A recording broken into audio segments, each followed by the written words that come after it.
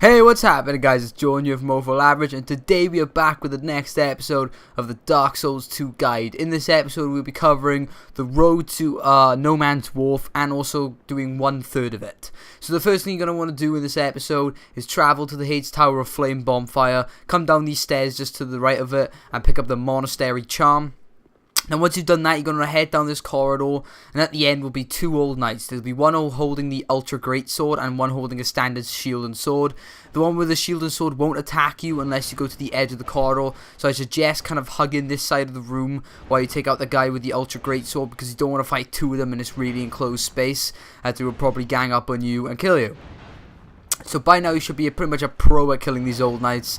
The only thing difficult about these ones is that you are in an enclosed space, so this guy with his Ultra Great Sword is a bit of an advantage with his reach on you. But yeah, if you just keep spinning around him, you should be fine, even if he does clip you. Now the second guy, again, is pretty simple. All you gotta do is go around this corner, get his aggro, pull him into this nice large space. You don't want to fight him in the thin corridors, and let him do his 3 attack move, get behind him, hit him, and then just carry on. He actually did his 4th attack move there because he actually hit me while I had my shield up, which is quite cool to see. Yeah, and just bait his 3 attack move and then come up behind him and just slice him a few times. Now once you kill this guy, you're going to want to head back down where he was like kind of standing, because there's a few items you want to pick up there. So you could do is take a right, and there'll be the items on the left will be human effigy and some dark troches. On the first body will be a Soul of a Proud Knight, and on the second body will be actually a really cool item. It'll be an Old Knight Halberd. Now, the Old Knight Halberd is a really cool halberd. It has really nice reach, and if you get him on that sweet spot, it does a ton of damage. It also looks pretty badass. The only downside of it, though, is like all Old Knight equipment, its durability is really low. So if you plan on using it for long times, you may have to use repair powder, otherwise it's going to break.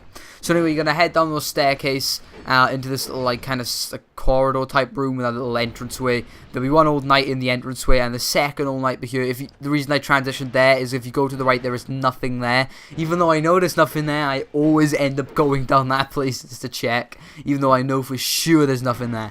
But anyway, yeah, head down right and take out this guy in this corridor. A cool tactic to do it if you are pretty confident with your blocking and like get behind their attack pattern is what I did there, is to come up behind them, bait his attack, and then swap out to the two-handed sword. And you come in this room, and there's going to be an elevator in the center of the room. Go and step on the pressure plate, and it will take you into the depths below. So yeah, once you get below, there'll be some water area here. Nothing on your left-hand side, but the thing is that makes this a little bit difficult in here. I will show you now. There is an old knight on the left-hand side during this little like tunnel kind of like area. Now he's a little bit more difficult to fight, as because you can see the water slows you down, because it's a little bit harder to actually get behind him.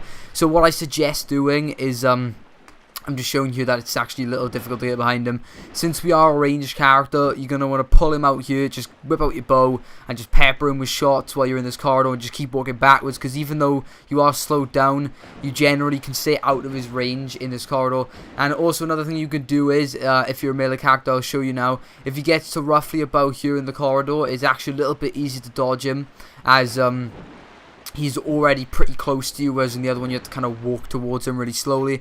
So I'm going to show you now, once I come down to this half health, just below half health, I'm going to pull out my sword and just see bait his 3 attack moves, so he hits him into the wall, and then just two-hand your fire long sword and take him out quickly. So once you've taken out this guy, you're going to head back to the tunnel that he was standing in, and in the back of the room is another staircase similar to where we just came down from when we took the elevator. I just showed you on the right hand side there's a hole in the wall. That is actually the way to No Man's Wharf, but we're not going to go straight away because there's a few items up here. You're going to head up the staircase, and on the right hand side is going to be a chest in the little like kind of like I guess you could say like cubby hole or something like that, or like a little room on the right hand side, similar to where you find the Old Knight Halberd. There's a chest which is the full knight set from the original Dark Souls game. Now with the full knight set, I'm actually going to be using a piece of the equipment. I'm going to be using the leggings because they are better than the traveling merchant boots, and I can still wear them because I stay under that like equipment load burning of 70%, which is when you start fat rolling. So I am going to actually equip them. So now that we've got all the items there, you're going to head down that corridor again where the water is, and head through the hole in the wall, and you're going to come out into this little area where there's loads of like spiked stones. So once you've run through like this little kind of maze type thing of spike stones, you'll meet an NPC, a really cool NPC named Lucatiel. You're going to want to speak to her and exhaust all of her dialogue, because she's actually going to become summonable in the boss of this next area, the Flexile Sentry. and also you're going to advance her storyline, because you're going to want to talk to her later on, because if you do advance her all the way, and I think if you keep her alive in 2 of the 3 boss fights, you get a full equipment set, which is really cool, the mirror set. So anyway, yeah, welcome to No Man's Wharf. In No Man's Wharf, this is basically like, I guess you could say, a pirate bay. But as soon as you come down, you're going to head straight to the left, because it will be in a hollow pretending to be dead. Now, the main cause for concern in this area is all of the Vangarians, the Vangarian hollows, they all have a range attack where they throw oil at you. Now, this doesn't actually do any damage to you, but it actually coats you in a layer of oil. And since this is a dark area and you're going to be using fire, and also all the enemies shoot fire arrows, if they hit you while you're covered in oil and fire doesn't exactly mix very well, and you explode, and it does you for a ton of damage at this stage in the game. So I generally pick them off from just outside their range, or I come right up close to them and hug them so they don't actually try and do the range attack. And when you hand across here, you're going to watch out, because this bridge is actually a lot thinner than you think it is, and you may actually end up falling down the hole and killing yourself. But before we take out that Vangarian, Ed and you, there'll be 2 more hollow soldiers kind of laying down dead in this little like table-ish area with all the furniture. You're going to want to take them out and pick up any items they may drop, and then you're going to head behind you, and there'll be a staircase. You're going to head up the staircase, and at the top of the staircase there is a chest. You're going to open the chest, and in the chest is 1 Titanite shard, but that's not the reason we've come up here. The reason we come up here is because you want to go get what that Vangarian guy was actually guarding. When you come up here, there'll be an item on the right hand side of the body. Obviously the Vangarian dropped this equipment for me, but on the right hand side there is a Soul of a Proud Knight, which is an awesome soul to get, because it does do quite a lot at this stage, and it can actually help you in a lot of ways, I guess. But yeah, head back down the stairs and head out into the porch area, and there'll be a Vangarian standing on the deck, and you're going to want to snipe him with some of your arrows to just quickly drop him. Then once you come out into this like little decking area in the port kind of ish area, there is an ambush actually waiting for you. There's a Vangarian with dual wielding scimitars, and then there's 2 hollows. As soon as you aggro any of these, they all actually attack you. So I'm going to snipe the Vangarian off the top of that building, and then snipe one of the hollows that's kind of standing in the back there, not moving. What this do is to basically completely annihilate the ambush before it even ambushes me, and be completely safe moving on to the next area. So once you've taken out these hollows, you're going to want to head down. This last guy's actually going to de-aggro at this point and head back into his little house. He's just going to do is run up behind him and kill him. Now, once you've killed him, there will be an item to your left. You're going to want to pick that up. And also in the water. Now, where the water in this area is, in that little bit but there, and then another little bit further on, the water is actually safe to walk in, but 90% of the time, the water in this area will actually result in instant death. So don't go over trying to dive in the water. There's only this little bit here, I guess, where the bay has kind of come up a bit. So you're going to head down here, and you're going to grab the items. There is a life gem and a large soul of the lost undead, which is pretty cool to get. And once you've got that, you're going to head back up the deck, and you're going to actually want to come up to this right hand side here. And if you look in here, you will see an enemy, and a really annoying enemy that I believe they're called Darkstalkers. I'm not entirely sure of their name, but basically you see by their massive arms, they actually do a lot of damage when they attack you, and they get you for a lot of bleed build-up. So if they hit you 2 or 3 times, you'll take a chunk of your health, and your stamina will go like reduced. But anyway, their special thing is, as I was talking about in an very early episode of the series, they hate fire and like light. They actually run away from it, but it doesn't actually hurt them. And if you keep them in a corner, like locked behind fire and like light them long enough, they'll actually go into like a rage mode where they just don't give a shit anymore and will come running at you to try and hit you. So I basically just kind of pick them off from distance. I'd rather take my chances taking them a distance where they can't hit me than running in and getting bleed damage to death. So anyway, once you're going to come down here, you're going to see this guy at the top of the stairs, it's Vangarian. You're just going to snipe him with your bow. Then you're going to head up the stairs and not go straight up, but take a left. Take a right hand turn, you'll see another Vangarian next to an undead dog. You're going to want to snipe the Vangarian first, and then the undead dog will actually aggro on you and come sprinting down this little corridor-ish area. You're just going to want to wait for him to run on the stairs again if you need to, but you're going to wait for him to de-aggro, and then you're going to come up behind him and just stab him a few times, and that'll take him for his health. Now this little bit's a little bit tricky. This is why you kind of want to avoid oil at all costs, because there's actually 2 Vangarian archers like standing up on top of this place with both firing incendiary arrows, which can be quite annoying because if they hit you with obviously with the oil coated over you, it can literally be just on the edges of your feet. If they hit you, it just makes you explode, which is a bit annoying. So then we're going to come here, you're going to poke out and just snipe them both. Once you've taken both of these guys out, you'll actually require Ferrous Locks, and you should have enough if you've been following my guide to carry on. But if you don't, you can always go and buy one off Melintia, or just try and find one in any of the earlier areas or spots. But you're going to do is you're going to head down the right hand side here, pick up any items that may have been dropped. One of the Vangarians is kind enough to drop me a sword.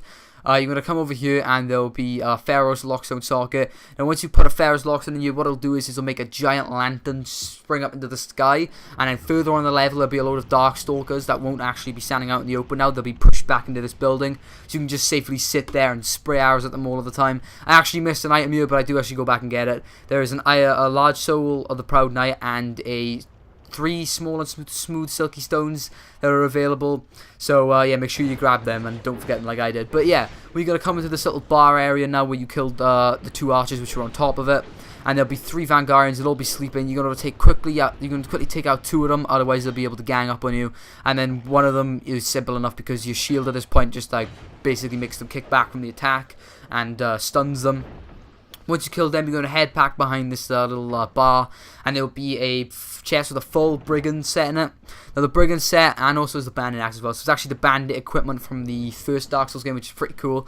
The Brigand set is actually a really cool item set. What it is it's lighter than a lot of armors, but still offers pretty decent protection. So if you're struggling for weight, I suggest using the Brigand set because it is very light armor and has very nice defensive stats for what it does.